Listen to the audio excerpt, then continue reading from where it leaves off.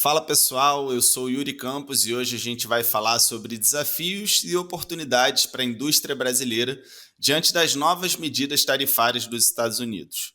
Na quarta-feira passada, dia 2 de abril, o presidente americano Donald Trump anunciou uma medida inédita de aumento de tarifas para todos os seus parceiros comerciais.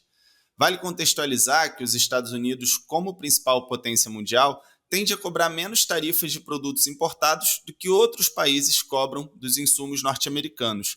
E uma mudança significativa nessa política tende a impactar toda a economia global. Inclusive, obviamente, o Brasil, afetando por aqui itens que vão desde carne bovina, café, aço, petróleo, até aviões como os produzidos pela Embraer. Reforçando que os Estados Unidos são nosso segundo principal parceiro comercial, atrás apenas da China. No pacote anunciado pelo presidente norte-americano, está prevista a taxação de 10% sobre produtos brasileiros, com um percentual adicional ainda para determinados itens. 54% para produtos que vêm da China, 20% para produtos que vêm da União Europeia e por aí vai. Diante desse marco, especialistas temem um aumento da inflação global, já que essas taxas vão se refletir no preço de diversos insumos. Por outro lado, isso também pode abrir margem para o fortalecimento das relações comerciais do Brasil com outros países que eventualmente vão deixar de importar produtos norte-americanos. Diante disso, será que a gente pode esperar um fortalecimento de acordos comerciais entre blocos como Mercosul e BRICS? Como essas mudanças na política comercial americana devem afetar as exportações brasileiras e quais devem ser os setores mais impactados no país? Será que a gente está vendo o fim do livre comércio global? Quais são os impactos geopolíticos dessas medidas? É sobre isso que a gente conversa agora com o gerente de estudos econômicos da Firjan, Jonatas Goulart, e a professora de Relações Internacionais e diretora do Centro Acadêmico da SPM, Denilde Holzhacker.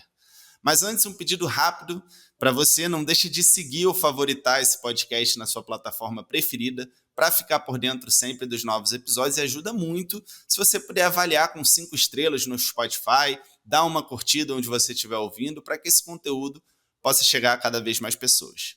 Bora para a conversa.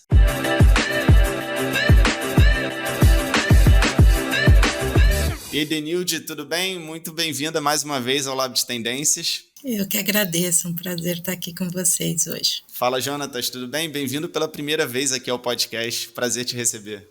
Bom dia, prazer. Já escutei diversas vezes os podcasts que vocês fazem, é um prazer estar aqui pela primeira vez. Boa. Vamos que vamos, então, que acho que tem muita conversa. Eu queria começar, assim, na opinião de vocês. Importante ressaltar, né? A gente está gravando no dia 3, então o pacote de medidas de tarifas dos Estados Unidos foi anunciado ontem aqui para a gente que está gravando. Esse episódio vai ao ar na quarta-feira que vem, que é dia 9. Então, talvez tenham alguns desdobramentos novos, mas a princípio, assim, logo de cara, eu queria que vocês falassem um pouquinho qual é a dimensão dessa nova medida do Trump, que ele inclusive está chamando de Dia da Libertação, na opinião de vocês. A gente pode começar com você, Denilde, que aí você dá um panorama geopolítico, eu acho que o Jonatas depois aprofunda no aspecto econômico. Posso começar? Olha, é quase que um abalo sísmico, né, no comércio global. Então, havia, desde a campanha, uma visão de que Estados Unidos aumentaria protecionismo, que tarifas seria um foco importante do governo desse segundo mandato, como tinha sido também já no primeiro mandato do Trump, mas a extensão dos países afetados, a lógica que ele tem dado desde o início do seu governo sobre o uso de tarifas, não só como um instrumento de barreira comercial, mas como um instrumento de exercício de poder, ficou ainda mais evidente na medida e no documento que US Trade fez ontem, né, divulgou ontem, fazendo um olhar para todos os países.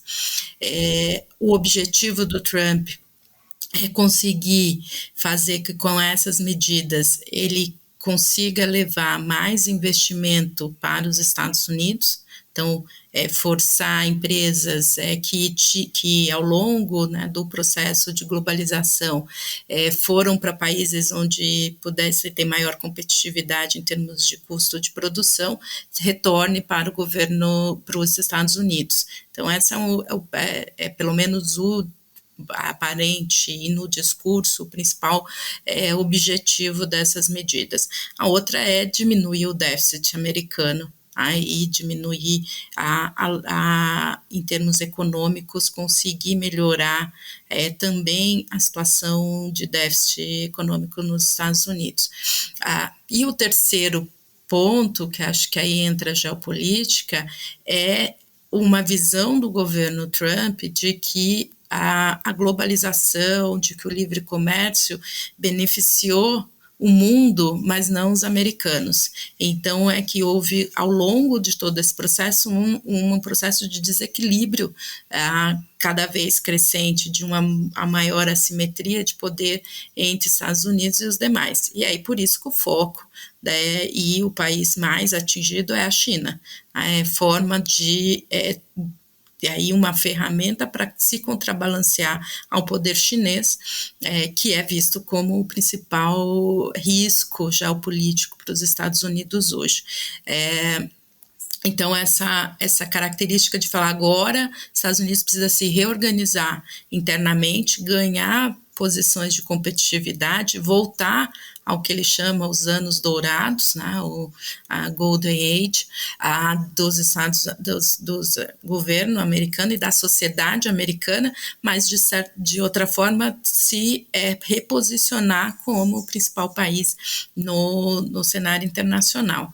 Então aqui é um pouco da lógica desse processo.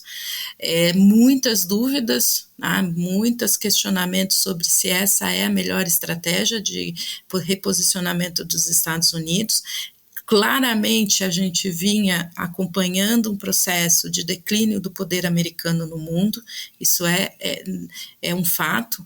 O diagnóstico do Trump já era o diagnóstico do Obama, já foi o diagnóstico do Biden, mas a pergunta é se uma guerra comercial e se uma elevação de tarifas vai ser suficiente para reposicionar os Estados Unidos.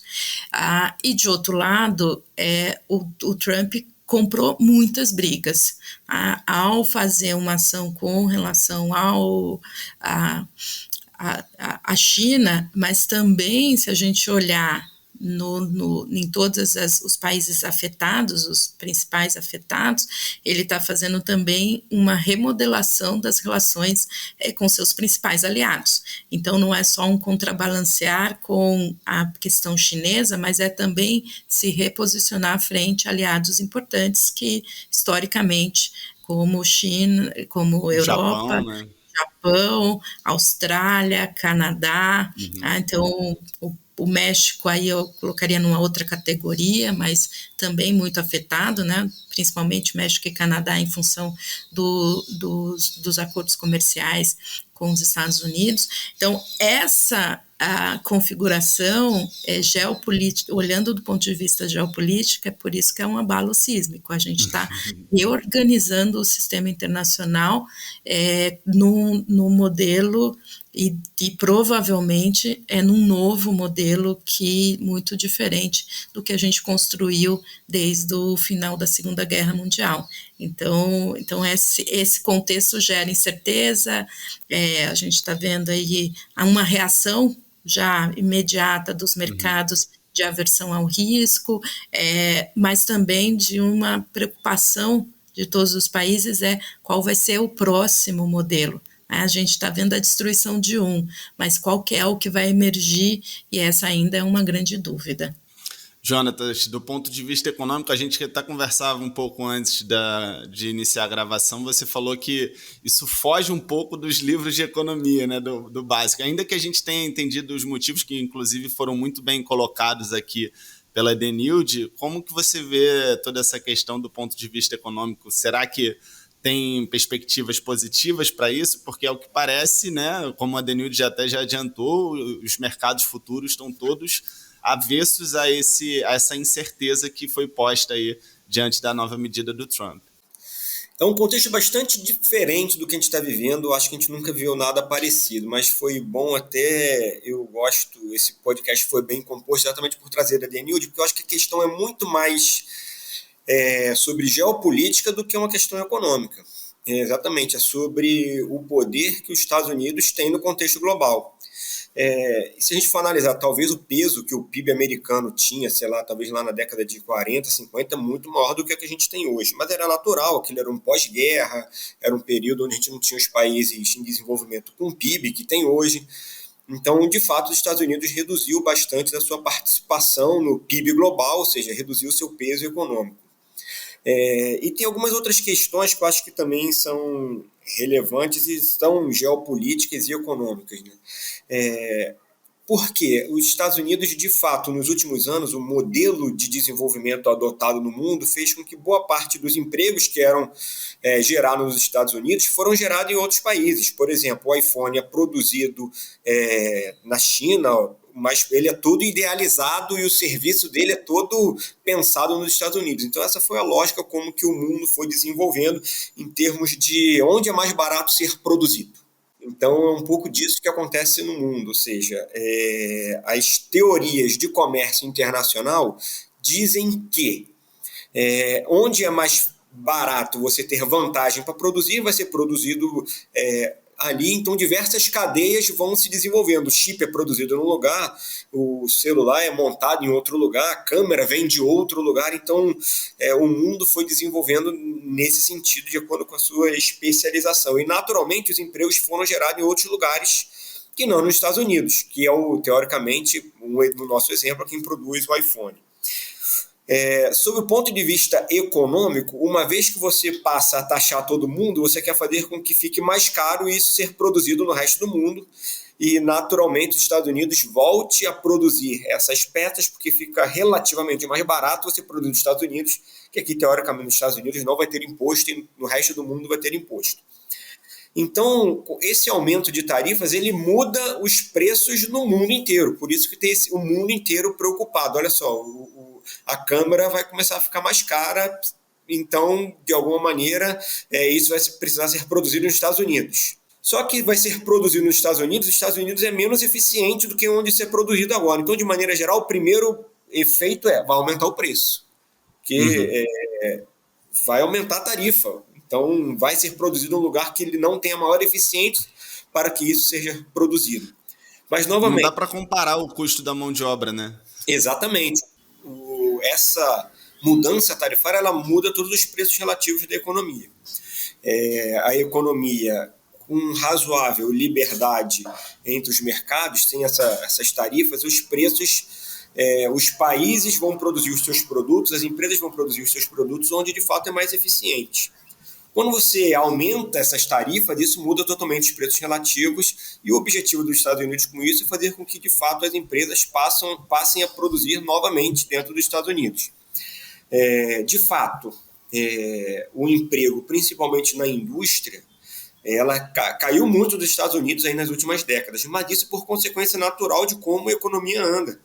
Eu diria que os americanos, é natural do desenvolvimento do mundo, os países que são mais desenvolvidos vão se desenvolvendo, elas vão reduzindo o papel da indústria no PIB. Isso está acontecendo no mundo inteiro, que chamam de desindustrialização. Mas essa desindustrialização, ela aconteceu nas últimas décadas nos países desenvolvidos. Então, isso é algo razoavelmente comum. E por que eu digo comum? Porque, mas o emprego da indústria saiu dos Estados Unidos. Mas os Estados Unidos está com uma das menores taxas de desemprego da história. Então, eu acho que emprego não é um problema. No entanto, o que a gente entende é que o Trump e os seus conselheiros econômicos entendem que isso de fato é um problema e não um problema econômico. Talvez o que aconteceu recentemente com a pandemia tenha demonstrado o quanto pode ser ruim sob o ponto de vista geopolítico você depender muito de produtos estratégicos que estão em outros países. Então, digamos que ele pense, por exemplo, eu terei um problema geopolítico com a China. Onde é que é feito o meu iPhone? Na China. Então, eu vou ficar sem iPhone? Vou ficar sem chip? Então, talvez isso vá além do econômico e é pensado principalmente sob o ponto de vista estratégico. Olha só, eu preciso ter o máximo possível dos meus principais insumos produzidos dentro do meu país, que eu talvez reduza meus riscos geopolíticos. Então, sob o ponto de vista econômico, essas tarifas elas prejudicam muito, elas tornam maior o custo de produzir, então isso torna mais ineficiente. Por isso que eu analisei isso, vai além do econômico, e está pensando provavelmente sob o ponto de vista geopolítico, porque todas as regras, todas as discussões sobre o comércio internacional dizem que você ter um comércio amplo e livre, você aumenta a eficiência. Só que a gente está percebendo que a questão não é essa. Ele não está preocupado com eficiência, ele está preocupado, de fato, com os Estados Unidos ter mais protagonismo nesse contexto internacional. Então, tem discussões bastante relevantes. Isso fala até sobre, que a gente pode vir a discutir mais à frente, sobre o ponto que o dólar ser uma moeda mais relevante no mundo, como isso talvez possa também, de alguma maneira, trazer alguns malefícios para a economia americana. Então, esse aumento tarifário seja uma maneira de você contrapor isso, só que quando você faz isso, você acaba mudando o mundo inteiro e você não tem controle sobre o que acontece no mundo. Né? Eu lembro até que lá em 2020, né, justamente ao se perceber essa dependência, né, de abastecimento para vários itens de muita importância entre países, a própria guerra da Ucrânia, né, que deflagrou a dependência que a Europa tinha da energia produzida na Rússia, e imediatamente a Rússia cortou e eles se viram sem energia em vários momentos. Na ocasião, o Larry Fink, que é o fundador da BlackRock, né, a maior gestora de ativos financeiros do mundo, falou que era o fim da globalização. Né? Isso até vem aí se desdobrando em outras provocações, como a que eu fiz agora no início da minha fala, se a gente está chegando no fim do livre comércio global. E aí, pegando esse gancho, eu queria que vocês falassem um pouquinho sobre perspectivas para o Brasil nesse sentido, né? A gente pode perder muito, principalmente por conta do aumento da inflação, mas será que existem oportunidades a serem exploradas? A própria China, né, que foi taxada em 54% pelos Estados Unidos e é o nosso principal parceiro comercial. Será que existe uma margem aí da gente melhorar ainda mais os laços comerciais com a China e conseguir exportar, por exemplo, itens como alimentos, né, que talvez a gente deixe de exportar para os Estados Unidos? Como é que vocês veem isso? A possível fortalecimento de laços comerciais entre Mercosul, BRICS? Eu acho que a gente pode ter algumas possibilidades, né, e alguns cenários. O primeiro é a reação dos países as reações serem de aumentar a tarifa, de retalhar Estados Unidos e de ampliar barreiras tarifárias e não tarifárias globalmente. Então, a gente aumenta o protecionismo. Acho que esse é um cenário que, para alguns casos, acho que é bastante possível. O outro é o cenário de que reafirmar e buscar alternativas, melhorando as relações já existentes, aí os blocos que já estão em negociação conseguirem destravar negociações importantes. Então, para o Brasil, Mercosul União Europeia, o acordo Mercosul-Japão, a Mercosul-Canadá, pode ser que a gente consiga, nessa lógica, fazer uma ampliação e destravar alguns desses acordos que aí tem uma negociação muito longa.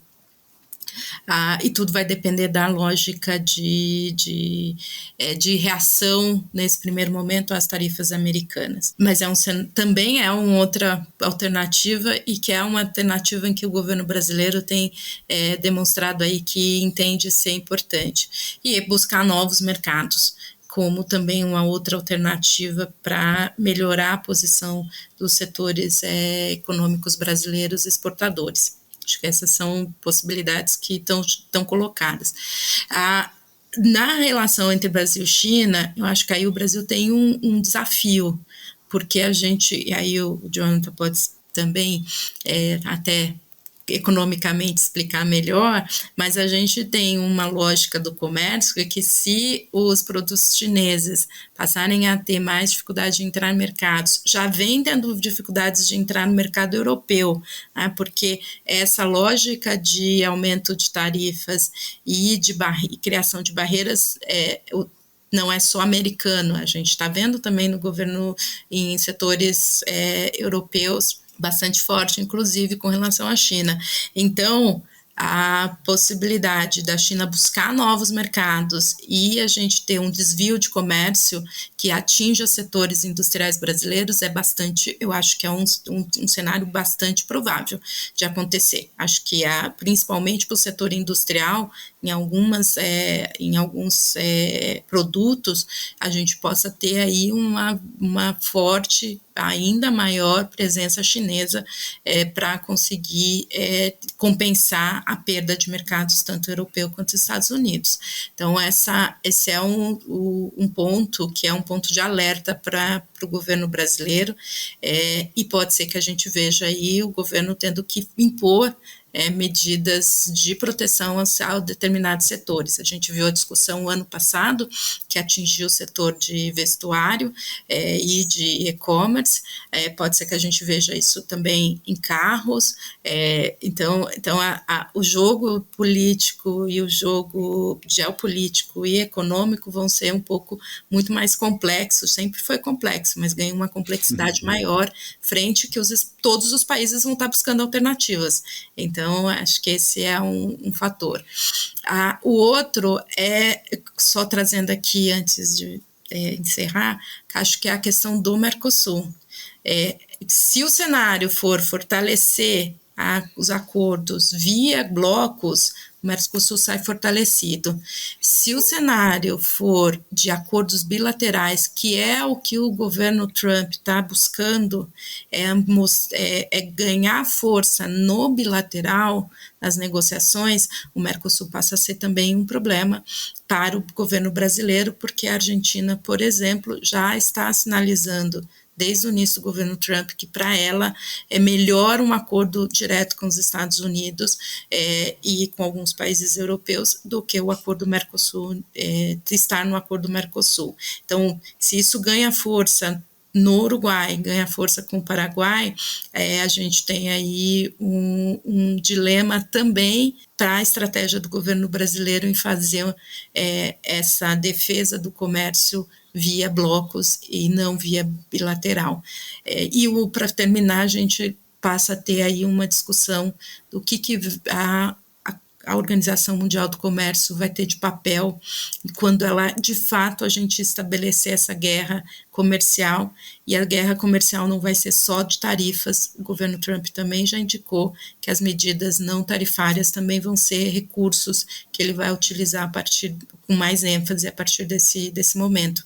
Então, todos esses pontos criam um tabuleiro de negociação muito mais complexo do que a gente já viu em termos dos últimos anos. Medidas não tarifárias, no caso, são cobranças em relação a protocolos de produção? Protocolos, pode ser medidas com relação fitossanitárias, que atingem os setores. O Brasil tem bastante, sofre muito no setor agrícola, no setor de industrial, de medidas que possam pedir mais regras de qualidade, perfeito, regras de compliance. Então, isso no documento que o US Trade divulgou ontem, a lista é bastante ampla de medidas que podem ser utilizadas pelo governo americano, inclusive na área de serviços, que é um ponto também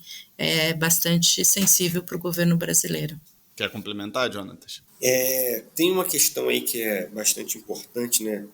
O que os Estados Unidos está fazendo, de fato, é entendido, sim, sob o ponto de vista do que eles pretendem. Por exemplo, a gente estava falando, o que vai acontecer agora no mundo?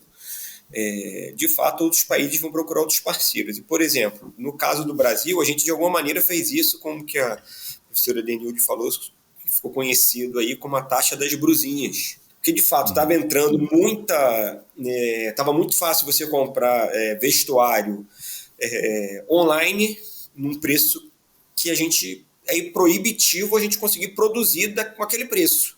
Então, qual foi a maneira da gente, de alguma maneira, não acabar com a nossa indústria de produção de vestuário? Você faz com que o produto que vem lá de fora fique mais caro.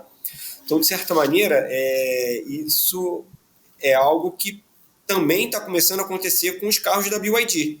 Também carros chineses. Por quê? Porque, de fato, a China ela produz muito mais do que ela consome. Então, nesse cenário, que é diferente, por exemplo, dos Estados Unidos. Os Estados Unidos consomem muito mais do que produz. Então, qual é o objetivo dessas tarifas? É tentar, de alguma maneira, regular isso. Os Estados Unidos consome muito mais do que produz? Do que produz, exatamente. A população americana consome muito. Então, isso vem de onde? Vem de outros países. E, no caso, também, eventualmente, algumas coisas vêm da China. A maneira como o governo Donald Trump enxerga isso é porque ele não está pensando, de fato, na eficiência econômica. Ele está olhando isso de um outro prisma, de um outro olhar.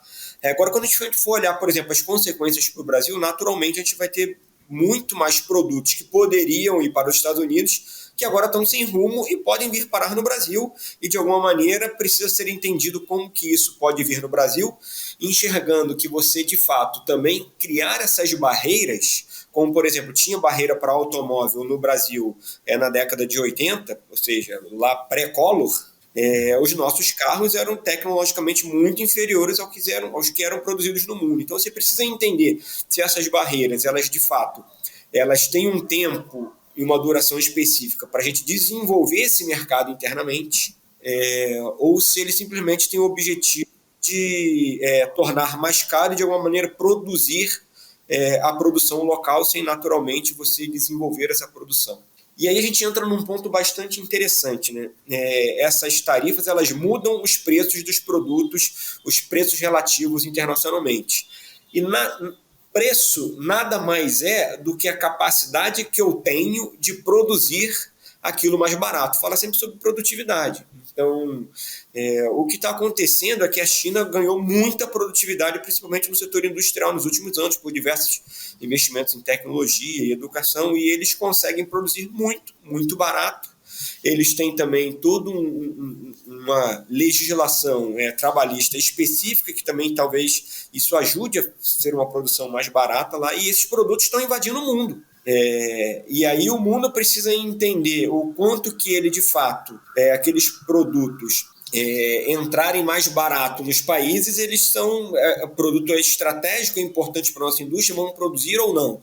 Faz sentido a gente aumentar a nossa barreira tarifária para a taxa da blusinha, ou então para carros elétricos. Então, isso é muito mais uma discussão, às vezes, que precisa entender o que a gente quer como um país de um pensamento mais macro e mais amplo, senão a gente vai ficar sempre à mercê daqueles setores que têm mais força. Então, aqueles setores que têm mais força, eles vão lá e fazem um lobby, e, de fato, quando a gente pensa no Brasil de uma maneira mais pensando no desenvolvimento de longo prazo, a gente precisa entender o seguinte: quais são os setores para os quais que a gente precisa desenvolver, que a gente é importante nacionalmente a gente desenvolver, para que a gente possa, de alguma maneira, proteger esse setor por um tempo, a gente consiga desenvolver, a gente possa trocar tecnologia e a gente daqui a pouco consiga ser tão produtivo ou mais produtivo do que esses países. E aqueles setores, quando a gente não consegue, que não tem todo esse poder, a gente pensa o seguinte: a gente produz mais ou produz menos, o quanto que a gente quer que entre de produto importado nesses setores. E as barreiras e essas tarifas, elas servem exatamente para fazer essa equalização. Então, nesse contexto novo, vale a pena o Brasil repensar o que ele quer de fato, no que ele quer ser desenvolvido nos próximos anos. Tem uma provocação assim que tá vindo para mim. A professora Denilde até comentou o Bretton Woods, né, que vale citar aí para quem não lembra das aulas de história, um marco pós-Segunda Guerra que define os Estados Unidos como grande intermediador das trocas comerciais globais e coloca o dólar, né, como uma moeda principal. E isso é um tema que tem se falado muito, né? Até ventila-se a ideia dos BRICS criarem uma moeda própria para saírem um pouco dessa dependência que se há do dólar dentro do comércio global. E você citou, Jonatas, que isso traz alguns prejuízos também para os Estados Unidos, né, no aspecto econômico, ter a sua moeda como uma moeda central, ainda que dê muito mais benefícios, né, imagino eu, porque eles têm o poder de simplesmente imprimir mais moedas que são usadas, por sua vez, por todo o comércio global. Como é que você enxerga essa questão das moedas dentro desse grande marco que a gente viu agora do anúncio do aumento das tarifas? Dá para se dizer que a gente está entrando numa nova dinâmica global, né? Até o Larry Fink falando lá em 2020 sobre o fim da globalização, algumas pessoas falando sobre o fim do livre comércio global. Existe alguma perspectiva de mudança do dólar como moeda global? Como é que vocês enxergam isso? Denilde, eu quero te escutar. Você quer... acho que é um pouco da parte da reação do Trump, né?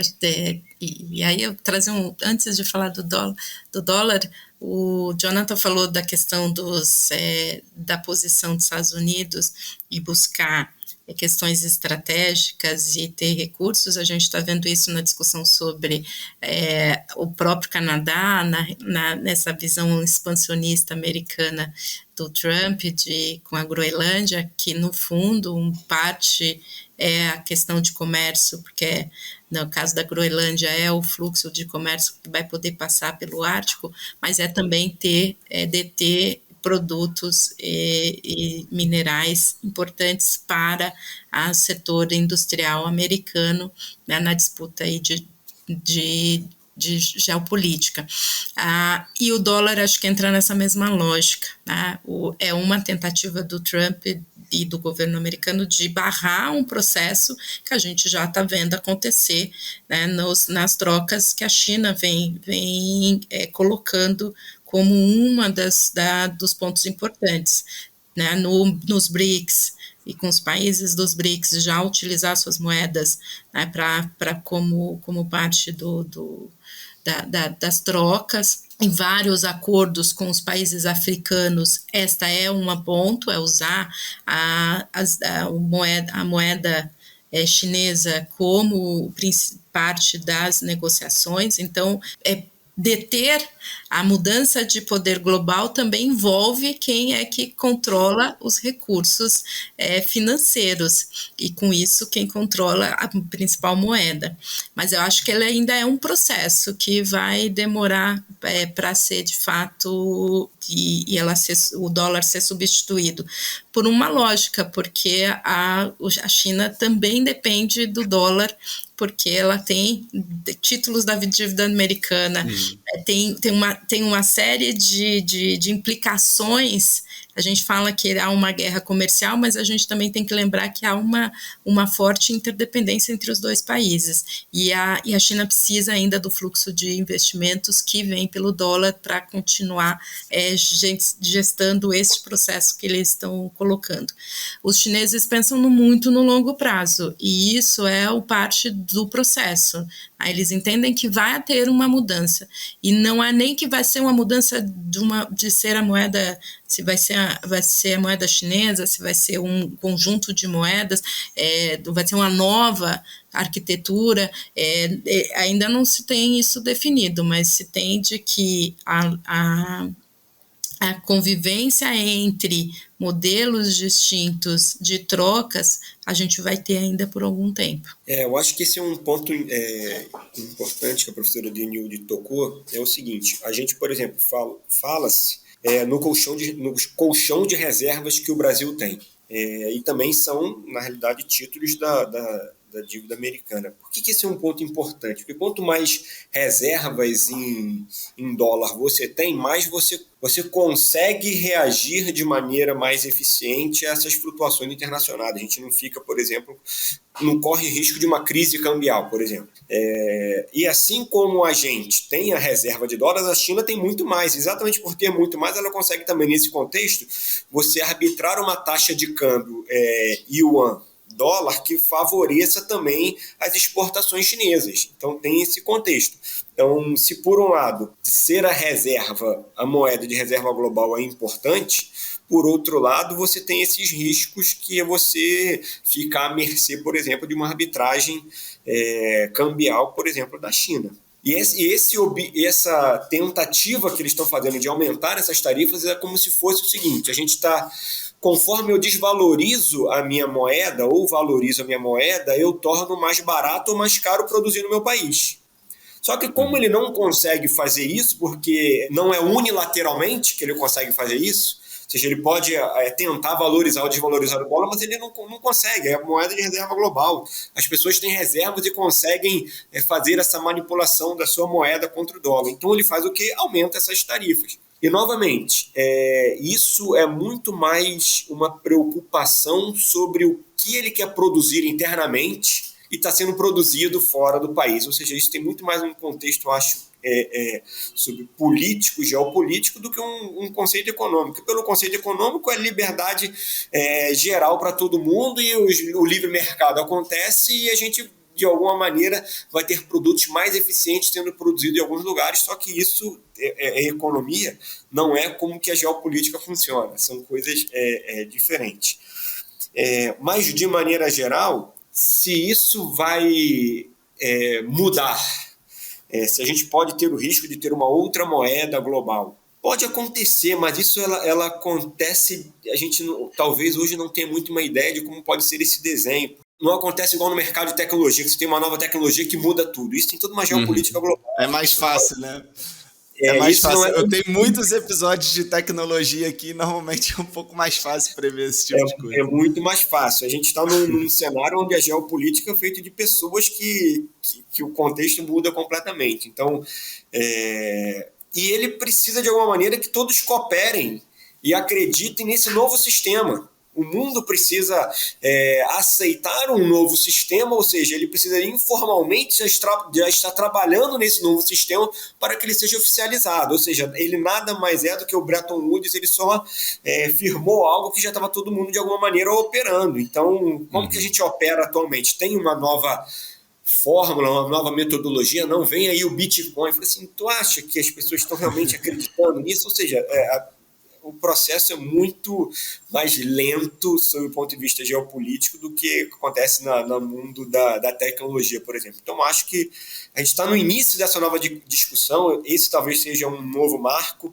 é preciso entender se daqui a 4 anos isso vai ser mantido ou não, ou seja, tem ainda um longo caminho pela frente, onde a gente vai estudar, vão ter diversos desdobramentos disso, que uma vez que os Estados Unidos muda suas tarifas, o mundo vai reagir, mas vai reagir como? Contra os Estados Unidos? Como é que fica, por exemplo, o Brasil vai reagir em relação à China, que os produtos que poderiam ir para os Estados Unidos talvez venham para o Brasil? Como é que a gente vai... Então muda muita coisa. E qualquer conta que a gente venha fazer agora nesse sentido, a gente precisa já identificar quais serão as reações, e só da partida a gente não consegue. Então o cenário é de total incerteza. Mas para o Brasil, o impacto é um pouco menor, porque o Brasil é razoavelmente fechado para o comércio internacional. O Brasil não é tão aberto assim. Então, eu acho que o nosso impacto é bem menor do que seria, por exemplo, para outros países que têm boa parte, por exemplo, talvez Canadá e México tenham um impacto muito maior do que a gente. Certamente. O Canadá está sofrendo muito mais do que a gente. Sim. Boa. Vamos para a nossa dica de ouro. Que aí, pessoal, é onde eu agradeço demais a participação de vocês e peço aí umas considerações finais e uma dica de conteúdo também, alguma coisa que vocês estejam lendo, vendo, ouvindo, que vocês gostariam de indicar para a nossa audiência. Acho que a gente está lendo todos os documentos do governo americano, então acho que essa é a nossa leitura mais constante, cada mudança. Mas eu acho que o grande momento agora é também da gente olhar para as oportunidades, né? Eu acho que a gente falou muito das incertezas e da crise, dos desafios, mas com certeza a gente vai abrir outras oportunidades em termos de comércio. Como o Jonathan colocou, como o Brasil é um país que é relativamente muito fechado, Então o impacto demora mais para chegar para nós, mas a gente consegue já se posicionar e consegue avançar em termos de olhando aí quais são as perspectivas e quais são os setores que podem ganhar nesse cenário ainda de muita incerteza. Jonatas. O cenário, a única certeza que nós temos é que a gente não sabe de nada. A gente vai ter certamente diversos desdobramentos a partir disso, do comércio internacional. O Brasil, a tarifa foi menor do que, de alguma maneira, o mercado esperava, porque o Brasil é um dos poucos países, assim, talvez como Inglaterra e Austrália, que os Estados Unidos têm superávit comercial, ou seja, ele manda mais para cá do que a gente para lá. Então, o Brasil acabou sendo um dos países que ficou tendo essa tarifa mais baixa. Então, o impacto que, além da gente ter uma abertura comercial muito pequena, a tarifa para a nossa vai ser menor. Então, o efeito direto é menor. O indireto é que a gente vai saber nos próximos meses. E sobre dica de livro, eu acho que tem um livro que eu acho que ele fala um pouquinho sobre essa questão do desenvolvimento econômico internacional, que é Chutando a Escada. Acho que é um livro clássico sobre essas relações da economia internacional. Acho que ele é de um sul-coreano. Eu li esse livro tem bastante tempo.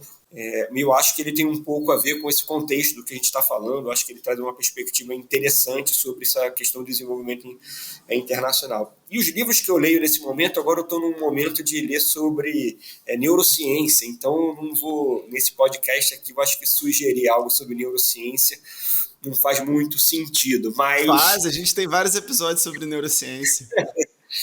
Porque é um tema que eu comecei a gostar muito.